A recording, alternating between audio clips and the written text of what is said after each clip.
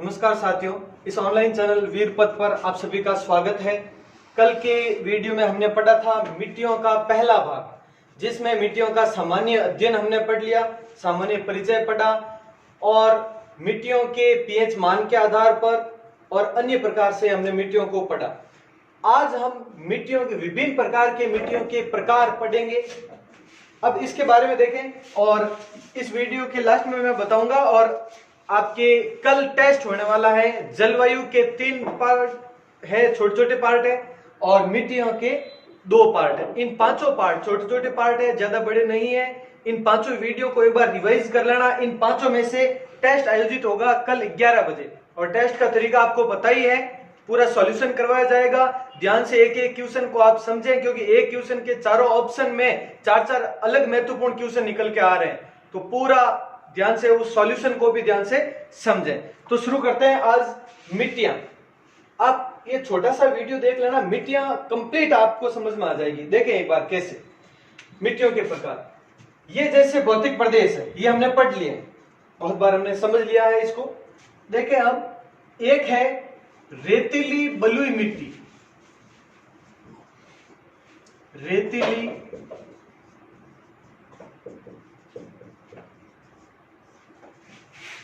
बलुई मिट्टी। ध्यान रखना किन क्षेत्रों में, इनके बारे में पूरा विस्तार से बताऊंगा, लेकिन पहले आप माइंड में फिट कर लें कौन सी मिट्टी राजस्थान की कौन कौन से जिलों में किस क्षेत्र में है।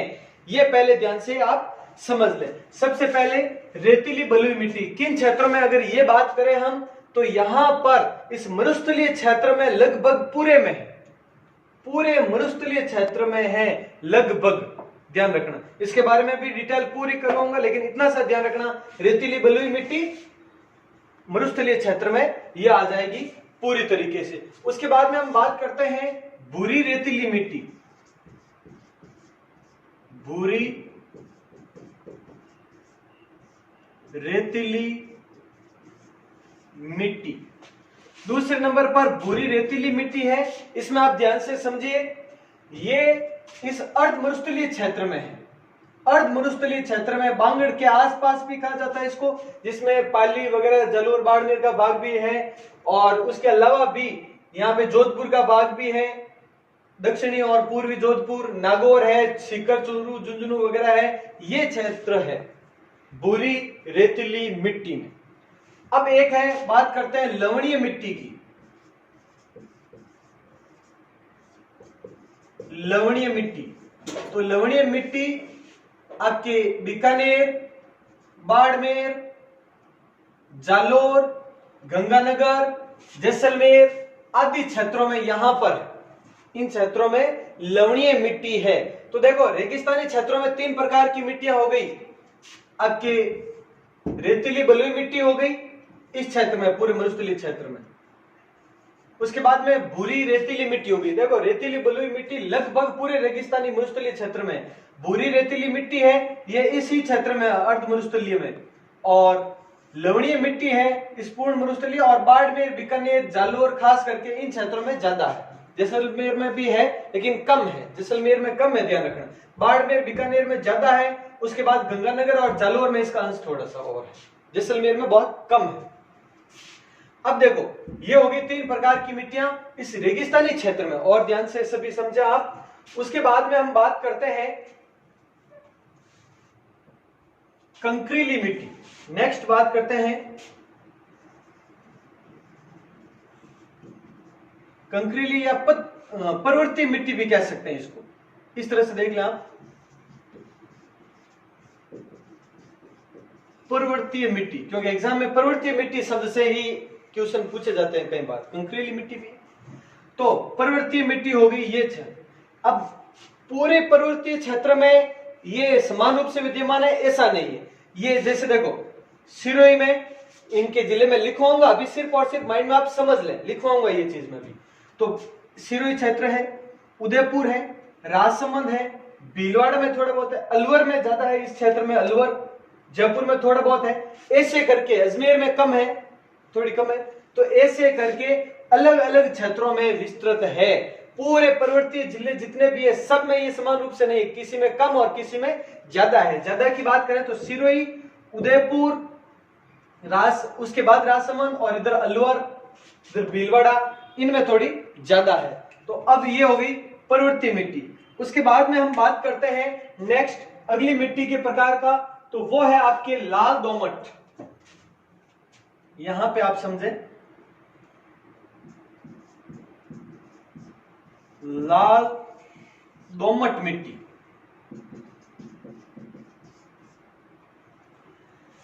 यह है लाल दोमट मिट्टी का क्षेत्र।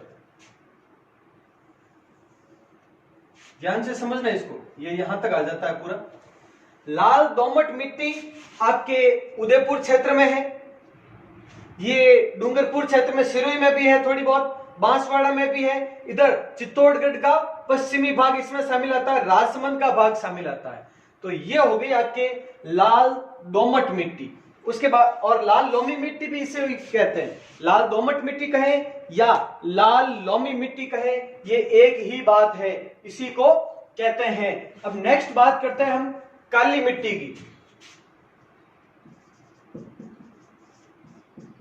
काली मिट्टी,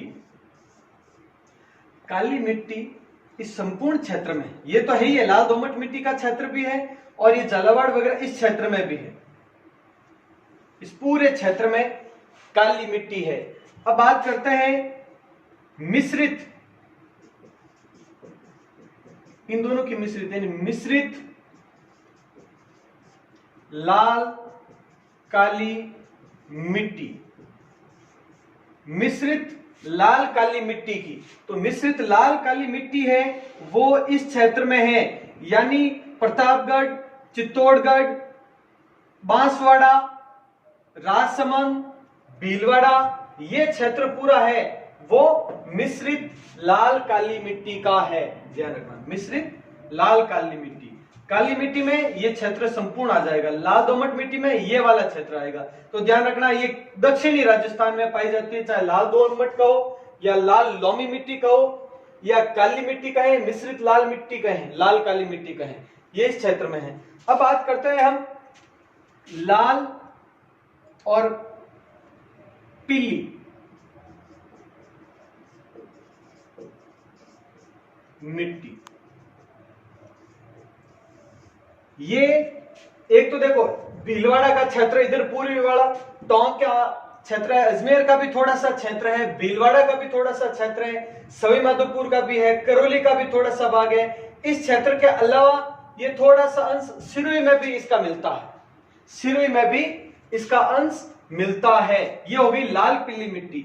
अब बात करते हैं यहीं पर इसी क्षेत्र में भूरी मिट्टी भी है, जिसमें ये सिरोही क्षेत्र नहीं आएगा, इसमें सिर्फ ये क्षेत्र आएगा भूरी मिट्टी में पूरा, जिसमें सवाई माधोपुर, करौली, टोंक, अजमेर, भीलवाड़ा वगैरह ये मध्य का क्षेत्र है। यहां पर लाल पीली मिट्टी और भूरी मिट्टी, ये दोनों मिट्टियां देखने को मिलती है। उसके बाद में सबसे महत्वपूर्ण मिट्टी और सबसे उपजाऊ मिट्टी, जिसको क्या कहा जाता है, जलोढ़ मिट्टी, जलोढ़ मिट्टी या इसी को दोमट मिट्टी भी कहते हैं। जलोढ़ या दोमट मिट्टी एक ही चीज है। और इसके लिए क्षेत्र कौन सा, ये पूर्वी प्रदेश पूरा का पूरा जलोढ़ मिट्टी या दोमट मिट्टी में शामिल है। अब एक और है, देखना ध्यान से आप, एक तो घग्गर का यहाँ पे थोड़ा सा स्थान और एक अलवर भरतपुर, अलवर और भरतपुर, इसके बारे में भी अभी मैं लिखूंगा। इन दोनों को शामिल करें अगर, तो वहां पर भूरी कछारी मिट्टी मिलती है, भूरी कछारी मिट्टी विद्यमान है यहां पर, भूरी कछारी मिट्टी। इन सबको एक बार ध्यान से समझे आप, किस क्षेत्र में कौन सी मिट्टी किस प्रकार से है वो देखो। अब पहली रेतीली बलुई मिट्टी, दूसरी भूरी रेतीली मिट्टी और लवणी मिट्टी, ये हो गई रेगिस्तानी क्षेत्रों में। अब बात करते हैं नेक्स्ट, तो लाल दोमट मिट्टी हो गई इस क्षेत्र में, काली मिट्टी हो गई, मिश्रित लाल काली मिट्टी हो गई। उसके बाद में और उससे पहले पर्वतीय मिट्टी पहले हम पढ़ लेंगे, ये जो नंबर लगा रहा हूं उसी के हिसाब से इनकी डिटेल कर रहे हैं अभी इसी वीडियो में। तो पर्वतीय मिट्टी हो गई, पर्वतीय क्षेत्रों में लाल दोमट मिट्टी हो गई, काली मिट्टी हो गई, मिश्रित लाल काली मिट्टी हो गई। उसके बाद में यहां पर आ गई आपके लाल पीली मिट्टी, फिर भूरी मिट्टी यहीं पर, उसके बाद में जलोढ़ मिट्टी या दोमट मिट्टी इस क्षेत्र में, और ये लास्ट हो गई भूरी कछाड़ी मिट्टी। यह है प्रमुख मिट्टियां। ध्यान से समझे, ये राजस्थान के विभिन्न क्षेत्रों में पाई जाने वाली मिट्टियां हैं, ये विद्यमान है यहाँ पर। इन सब के बारे में डिटेल अभी करते हैं हम, एक एक क्या विशेषता है इस मिट्टी की, इनमें जिले कौन कौन से शामिल है। हालांकि एक बार आप समझ चुके हैं, इससे क्या होगा, वो माइंड में रटने की जरूरत नहीं पड़ेगी आपको जिलों के बारे में। जैसे ही आप मैप पर इनको लिखेंगे अभी रफ कॉपी में, तो आपके माइंड में सीधे क्लियर हो जाएंगे कि ये मिट्टी है, मतलब ये जिले है, माइंड में हुई, रटने की आवश्यकता नहीं पड़ेगी, ऑटोमेटिक आपके माइंड में ये सब चीजें आ जाएगी। तो ये हो गई मिट्टियां, इनको एक बार मैप पर लिख लें। अब इनके बारे में शुरू करते हैं हम डिटेल।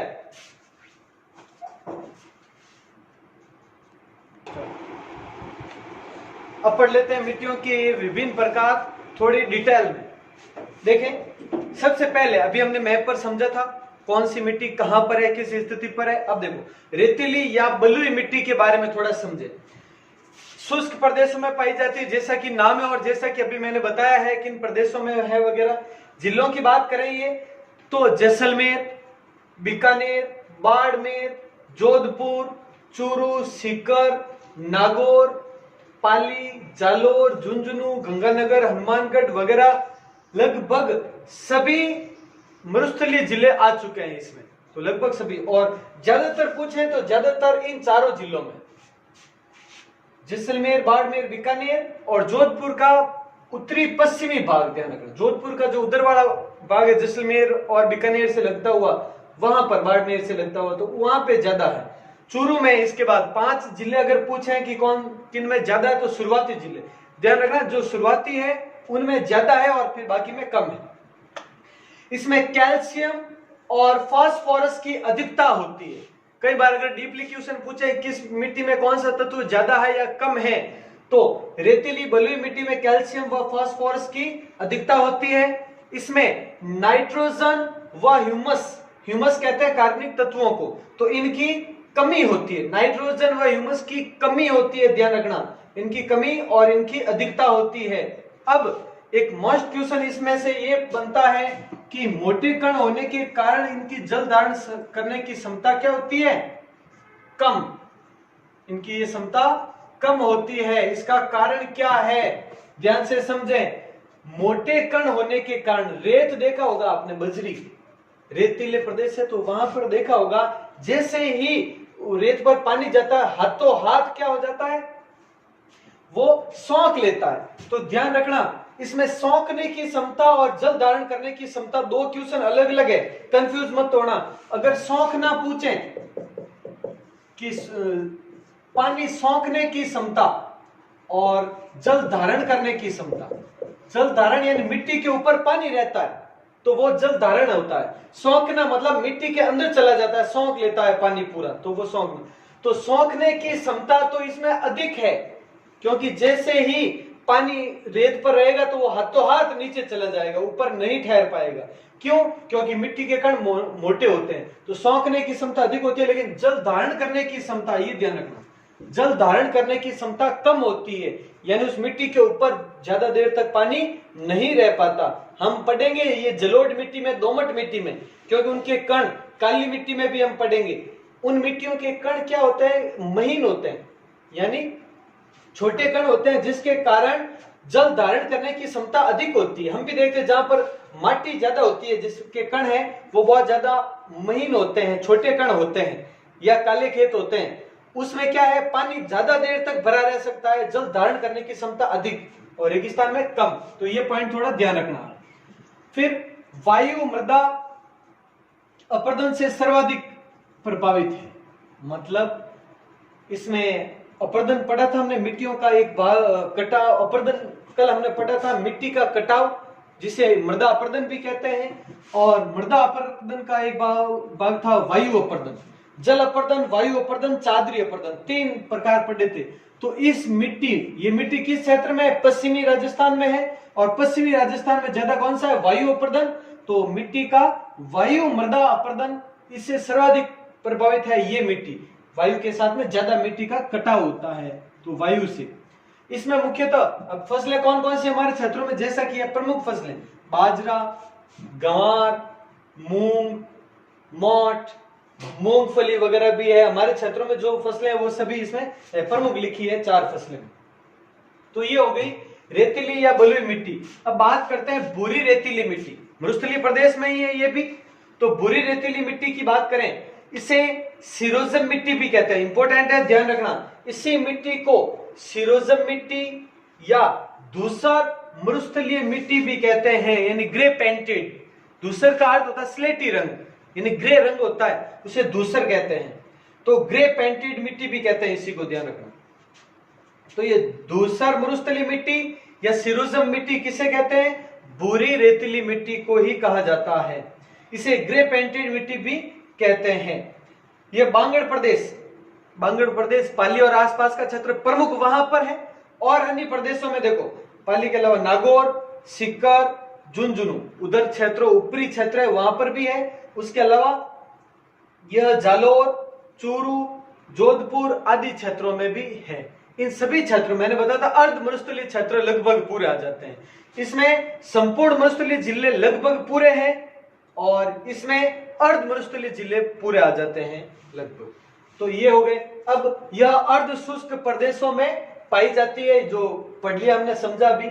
इसमें नाइट्रोजन तथा कार्बनिक तत्वों की कमी होती है, ध्यान रखना। नाइट्रोजन की कमी और कार्बनिक तत्वों की कमी, इसमें भी नाइट्रोजन की कमी। थोड़ी रेतीली मिट्टी का भी भाग है, क्योंकि पूरी रेतीली मिट्टी इससे थोड़ी सी अलग है बस। तथा फास्फोरस की अधिकता होती है, ध्यान रखना। इसमें देखो कैल्शियम फास्फोरस दोनों की अधिकता थी, इसमें फास्फोरस की अधिकता होती है सिर्फ, और कार्बनिक तत्वों की कमी होती है। ये दोनों ध्यान से समझना पॉइंट, कार्बनिक तत्वों की कमी, फास्फोरस की अधिकता। यह मिट्टी राजस्थान के सर्वाधिक क्षेत्रफल पर पाई जाती है, यानी बात करें सबसे ज्यादा, यानी जितने भी जिले हैं, बाकी जैसे इसमें जिले तो ज्यादा है लेकिन कुछ कुछ क्षेत्रों पर है तो ज्यादा पाई जाती है। इसमें उर्वरता शक्ति की कमी होती है, जैसे उसमें भी है, उपजाऊपन कम होता है। इसमें मुख्य फसलें कौन सी है? मूंग, मोठ, ज्वार, बाजरा लगभग सेम है। और इस मिट्टी के क्षेत्र में 90 से 150 सेंटीमीटर की गहराई पर चूने की एक परत मिलती है, जिसे हार्ड पैन। यह हार्ड पैन का एक क्वेश्चन आया हुआ था, उसी से आप यहाँ पे पॉइंट लिया है कि हार्ड पैन किसे कहा जाता है। What is hard pan? Hard कठोर पेन, वो पेन उधर, लेकिन यहाँ पर अलग है बिल्कुल। हार्ड पेन एक इसी क्षेत्र में, जो अर्ध मरुस्थलीय क्षेत्र में है, जहां पर भूरी रेतीली मिट्टी की अधिकता है, उस क्षेत्र में एक चूने की परत है जो कि 90 से लगाकर 150 सेंटीमीटर की गहराई पर है जमीन में। जहां जहां पर ये मिट्टी है वहां पे ज्यादातर मिलता है, वहां ये हार्ड पेन कहलाता है, वह पूरा क्षेत्र। ध्यान रखें, इसमें ये हो गया। इसमें बस इतना सा ध्यान रखना आप कि ये सर्वाधिक क्षेत्रफल पर पाई जाती है। अधिकतर किताबों में ये भूरी रेतीली मिट्टी, और कुछ एक गाइड में एक दो जगह पर यह भी देखा है कि रेतीली या बलुई मिट्टी को भी ये, इसमें भी ये पॉइंट मिलता है कि राजस्थान में सर्वाधिक क्षेत्रफल पर पाई जाने वाली रेतीली या बलुई मिट्टी है। और ज्यादातर गाइड में यह देखा है कि ये भूरी रेतीली मिट्टी सर्वाधिक क्षेत्रफल पर है। अब बात करते हैं लवणीय मिट्टी। ये भी रेगिस्तानी क्षेत्र में भी है, में ही है। यह सर्वाधिक कहां पर है? गंगानगर, बीकानेर, बाड़मेर, जालोर। जैसलमेर में है लेकिन कम। जैसलमेर में भी ये पाई जाती है लेकिन बहुत कम पाई जाती है। इन चारों जिलों में ज्यादा पाई जाती है। इसमें क्षारीय लवणता की अधिकता के कारण यह अनुपजाऊ होती है पूरी तरह से। क्षारीयता व लवणता की अधिकता होती है इसमें, इस कारण से ये मिट्टी पूरी तरह से अनुपजाऊ है। उसके बाद में इस मिट्टी में सोडियम क्लोराइड NaCl की मात्रा अधिक होती है, ध्यान रखना इसमें। अब बात करते हैं पर्वतीय मिट्टी। ये तो रेगिस्तानी क्षेत्रों में पाई जाने वाली प्रमुख मिट्टियां हैं। अब बात करते हैं पर्वतीय मिट्टी की। तो देखो, इसका रंग लाल, पीला व भूरा होता है, मिश्रित है, लाल, पीला, भूरा। ये पर्वतीय मिट्टी है। ये सिरोही, जैसे कि अभी बताया था मैंने मैप पर, सिरोही, उदयपुर, पाली, अजमेर, अलवर आदि के पहाड़ों में मिलती है, यानी पहाड़ी क्षेत्रों में ज्यादातर इसमें है। बाकी अन्य जिलों में भी कुछ एक मिलती है, कुछ एक स्थानों पर, ज्यादा नहीं है। इन जिलों में थोड़ी अधिकता है इसकी। और कृषि के लिए ये अनुपयुक्त है, ये भी मिट्टी, पर्वतीय मिट्टी भी कृषि के लिए अनुपयुक्त है। अब देखो जो ये मिट्टियां पड़ी है ये कृषि के लिए, अभी तक ये चारों मिट्टियां कृषि के लिए ज्यादा ये उपयोगी नहीं है। अब नेक्स्ट है वो आगे की मिट्टियों के बारे में बात करते हैं 5वीं से। अब आगे की मिट्टियां पढ़ लेते हैं। 5वीं है लाल दोमट या लाल लोमी मिट्टी। एक ही बात है, चाहे लाल दोमट कहें या लाल लोमी मिट्टी कहें, एक ही बात है। यह मेवाड़ क्षेत्र, ध्यान रखना, पूछ ले लाल दोमट मिट्टी किस क्षेत्र में है? मेवाड़ क्षेत्र में। राजस्थान की किस दिशा के हिसाब से क्षेत्र पूछे तो दक्षिणी राजस्थान में, उदयपुर, डूंगरपुर, बांसवाड़ा, चित्तौड़गढ़ और दक्षिणी राजसमंद का दक्षिणी भाग। और ध्यान रखना यहाँ पे प्रतापगढ़ का भी कुछ एक हिस्सा शामिल है, यानी संभाग भी आ गया आपके उदयपुर संभाग पूरा आ गया लगभग। प्रतापगढ़ का भी थोड़ा सा हिस्सा शामिल है। कुछ गाइड में लिखा हुआ होता है, कुछ गाइड में नहीं लिखा हुआ होता है, ध्यान रखना आप। अब देखो, क्योंकि आप देखोगे ज्यादातर गाइड में ये प्रतापगढ़ इसमें लिखना है, ध्यान रखना, क्योंकि काफी गाइड है जिसमें प्रतापगढ़ नहीं लिखा होता है इस मिट्टियों में भी। इसका कारण एक ही है कि प्रतापगढ़ पहले 2008 से पहले के वही चल रहे हैं। अभी तो काफी गाइड है उसमें वही चला रहे हैं कि मिट्टियां तो चेंज होगी नहीं, वही क्षेत्र है। और उस समय प्रतापगढ़ अलग था नहीं अस्तित्व में, इस कारण से उसी हिसाब से चल रहे हैं, प्रतापगढ़ को लाते नहीं। लेकिन प्रतापगढ़ जिला इसमें शामिल है, ये भी ध्यान रखना आप। उसके बाद देखो आप, बारीक कण होने के कारण जल धारण करने की क्षमता अधिक होती है। मैंने बताया था रेतीली अभी मिट्टी पड़ रहे थे, बलुई मिट्टी, उसमें कि देखो उसमें क्या थे, मोटे कण। जो मिट्टी के कण कैसे होते थे? मोटे कण। इस कारण से जल धारण की क्षमता क्या होती थी? कम, क्योंकि जल है वो ऊपर रह नहीं पाता था, हाथों हाथ जमीन में चला जाता था। और यहाँ पर उसके कण है वो बारीक होते हैं, इसके कारण जल धारण करने की क्षमता अधिक होती है इस प्रकार की मिट्टी में। यह कायांतरित चट्टानों द्वारा निर्मित है। यह मिट्टी यानी लाल दोमट मिट्टी है वो कायांतरित चट्टानों द्वारा निर्मित होती है। लौह तत्वों की अधिकता होती है इसमें, लौह तत्व की अधिकता, और लौह ऑक्साइडों के कारण मिट्टी का रंग लाल होता है। दो कारण, लौह तत्व ये समझ लें, लौह तत्व, लौह ऑक्साइड, इनके कारण क्या होता है? मिट्टी का रंग क्या हो जाता है? लाल हो जाता है। इसलिए इसको लाल दोमट या लाल लोमी मिट्टी कहा जाता है। हमने पूर्वी मैदानी क्षेत्र पढ़ा था और उसमें प्रमुख मिट्टी पढ़ा था दोमट मिट्टी। और उसी पूर्वी मैदानी भाग आगे बढ़ते भरतपुर संभाग वगैरह, वो टोंक, दौसा वगैरह, वो तो प्रमुख है पूर्वी मैदानी क्षेत्र। लेकिन दक्षिण में आते आते कुछ एक जिले ये भी उसमें शामिल होते हैं, कुछ क्षेत्र। और उस क्षेत्र में कौन सी है? लाल दोमट या लाल लोमी मिट्टी।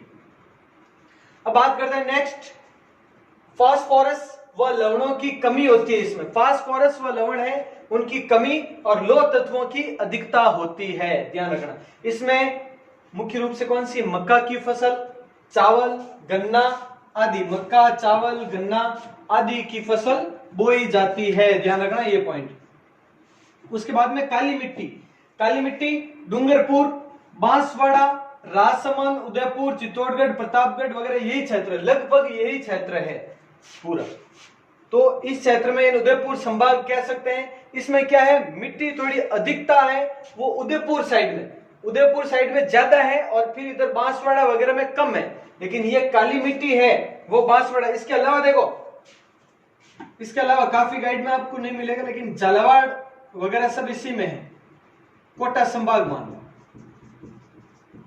कोटा संभाग जिसमें झालावाड़ वगैरह सब, बूंदी, बारा, झालावाड़ सब शामिल आ गया, तो कोटा संभाग। एवं उसके अलावा यह है डूंगरपुर, बांसवाड़ा, राजसमंद, उदयपुर, चित्तौड़गढ़ आदि क्षेत्रों में है।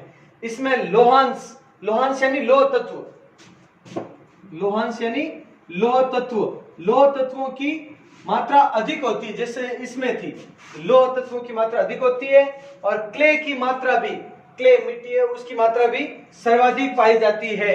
इसमें कपास, गन्ना, सोयाबीन, अफीम चित्तौड़गढ़ प्रसिद्ध अफीम के लिए आपको पता होगा, वो फसलें और नकदी फसलें हैं वो ज्यादा होती हैं इस मिट्टी से। बात करते हैं मिश्रित लाल काली मिट्टी, तो भीलवाड़ा, चित्तौड़गढ़, प्रतापगढ़, राजसमंद, पूर्वी उदयपुर वगैरह, अभी जो मैप पर मैंने समझाया था वही मिट्टियां इधर है। इसमें दक्षिणी बांसवाड़ा, डूंगरपुर आदि में पाई जाती है। यानी ये तीन के तीनों, लाल दोमट, काली मिट्टी, मिश्रित लाल काली मिट्टी, तीनों मिट्टियां हैं दक्षिणी राजस्थान में पाई जाती है। नोट कर लेना ध्यान से, तीनों मिट्टियां। इससे पहले और एक प्रवृत्ति मिट्टी, वो भी इन्हीं क्षेत्र में, प्रवृत्ति मिट्टी पूरी अरावली क्षेत्र में है। और इससे पहले शुरुआती तीन मरुस्थलीय क्षेत्र में, ये तीनों दक्षिणी राजस्थान में। अब बात करते हैं मिश्रित लाल पीली मिट्टी के बारे में, तो सवाई माधोपुर, उत्तरी पूर्वी भीलवाड़ा, पश्चिमी अजमेर, दक्षिणी करौली और सिरोही का माउंट आबू क्षेत्र, ये सब मिश्रित लाल पीली मिट्टी में है। मैं पर अभी बताया इसी वीडियो की शुरुआत में, तो मैंने बताया था आपको कहां पर है ये लाल पीली मिट्टी, इस क्षेत्र में। अब प्रवृत्ति एवं भूरी मिट्टी का मिश्रण है ये। प्रवृत्ति मिट्टी पड़ चुके हैं और भूरी मिट्टी ये है, 24 आएगी। तो इन दोनों का मिश्रण है ये लाल पीली मिट्टी। लो ऑक्साइड के समायोजन के कारण, लो ऑक्साइड की अधिकता एवं समायोजन के कारण ही इसका रंग है वो लाल पीला होता है। इसमें नाइट्रोजन, कैल्शियम व कार्बनिक यौगिक की अल्पता यानी कमी, अल्पता यानी कमी, कम होते हैं, उनकी कमी है। और लो ऑक्साइड की अधिकता है, ध्यान रखना, लो ऑक्साइड अधिक है और नाइट्रोजन, कैल्शियम व कार्बनिक तत्व है उनकी कमी है इसमें। और 9 नंबर है भूरी मिट्टी, सामान्य है, इसका ज्यादा विशेष नहीं, इसमें इतना ध्यान रखना यही क्षेत्र है लगभग। भीलवाड़ा क्षेत्र आ गया मध्य अजमेर के नीचे, अजमेर, भीलवाड़ा, फिर टोंक, तीन तो अजमेर संभाग के आ गए, अजमेर, भीलवाड़ा, टोंक और सवाई माधोपुर का क्षेत्र।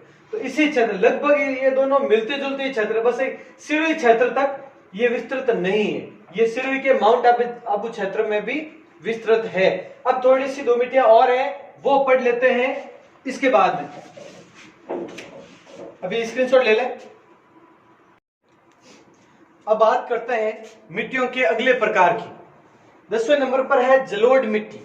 जलोढ़ मिट्टी या जिसे दोमट मिट्टी भी कहते हैं, कछारी मिट्टी भी कहते हैं, ध्यान रखना, जलोढ़ मिट्टी, दोमट मिट्टी या कछारी मिट्टी एक ही बात है, सबसे उपजाऊ मिट्टी है। इसे कॉप सॉइल भी कहते हैं और ब्लैक कॉटन सॉइल भी कहते हैं। ब्लैक कॉटन मिट्टी और ब्लैक कॉप मिट्टी, ये इसी का उपनाम है। सर्वाधिक उपजाऊ मिट्टी है, जैसे कि सबको पता है ये जलोढ़ मिट्टी या दोमट मिट्टी सबसे उपजाऊ मिट्टी है। नाइट्रोजन तत्वों की अधिकता है इसमें, ध्यान रखना, नाइट्रोजन तत्वों की अधिकता है तथा, और सबसे पहले हमने जो मिट्टी पढ़ी थी रेतीली मिट्टी, उसमें नाइट्रोजन तत्वों की कमी बताई थी और यहाँ पे अधिकता है। तथा चूना, फास्फोरिक अम्ल तथा ह्यूमस की कमी होती है, इनकी कमी और नाइट्रोजन की अधिकता होती है। यह मिट्टी अलवर, भरतपुर, धौलपुर, जयपुर, टोंक, सवाई माधोपुर, करौली, दौसा, कोटा, उत्तरी बूंदी व दक्षिणी भीलवाड़ा आदि क्षेत्रों में पाई जाती है। और यह देखें, भरतपुर संभाग हो गए एक, तो भरतपुर, धौलपुर, करौली, सवाई माधोपुर, 4 जिले ये हो गए। उसके बाद में देखो जयपुर, अलवर, दौसा, 3 ये हो गए। शिखर झुंझुनू इधर नहीं है, जयपुर, अलवर, दौसा ये हो गए। उसके बाद में टोंक मध्य में ही है और दौसा के पास में ही है, और अजमेर संभाग का ये टोंक ये हो गया। और फिर कोटा और उत्तरी बूंदी, उत्तरी क्षेत्र का बूंदी और कोटा का कुछ भाग जो कि सवाई माधोपुर के पास में लगा हुआ है वह भाग, और दक्षिणी भीलवाड़ा का भाग, ये सभी जलोढ़ मिट्टी में आते हैं क्षेत्र, बहुत इंपॉर्टेंट है। और भूरी कछारी मिट्टी, भूरी कछारी मिट्टी देखें आप, इसमें यह अलवर, भरतपुर 2 क्षेत्र मैंने बताया था, सबसे लास्ट में बताया तब, अलवर और भरतपुर के क्षेत्र में, और गंगानगर, हनुमानगढ़ के घग्गर के प्रदेश है। घग्गर के प्रदेश कहां पर? गंगानगर और हनुमानगढ़ यहां पर, और उसके अलावा अलवर, भरतपुर, इन दोनों स्थानों पर भूरी कछारी मिट्टी पाई जाती है। तो ये हो गई मिट्टियां। तो अपने जलवायु मिट्टियां ये दोनों कंप्लीट हो चुके हैं। पहला टेस्ट हम ले चुके हैं आपके शुरुआती 7 वीडियोस का, जिसमें सामान्य स्थिति वगैरह है, सामान्य परिचय है, अंतर्राष्ट्रीय अंतर्राज्यीय सीमाएं हैं, उन सब के बारे में हम उपनाम वगैरह है, संभाग है, उन सब का पहला टेस्ट ले चुके हैं। और अगर अभी तक आपने वो टेस्ट नहीं देखा है तो शुरुआती वीडियोस देखकर उनमें से जो इंपोर्टेंट क्वेश्चन वगैरह लिए गए हैं वो पहला टेस्ट जरूर देखें। और अब तो ये छोटे से वीडियोस है 5, इसमें 4 वीडियोस होंगे सिर्फ। जैसे जलवायु, इसमें जलवायु के 3 और मिट्टियों के 2 वीडियोस, यानी जलवायु और मिट्टियां 3 और 2, 5 वीडियोस हैं, छोटे छोटे वीडियोस हैं। इनमें से आपका कल टेस्ट होने वाला है 11 बजे। तो आप वैसे टेस्ट है वो 11 बजे के जब भी आपको टाइम मिले दे सकते हैं, लेकिन ज्यादातर आप अगर फ्री हैं तो 11 बजते ही आप बैठ जाएं और जितना जल्दी हो सके आप कमेंट करके आप अपने आंसर भी कितने सही होते हैं वो जरूर बताइएगा। तो ठीक है, तैयार रहें आप टेस्ट के लिए। मिलते हैं फिर कल टेस्ट में। जय हिंद।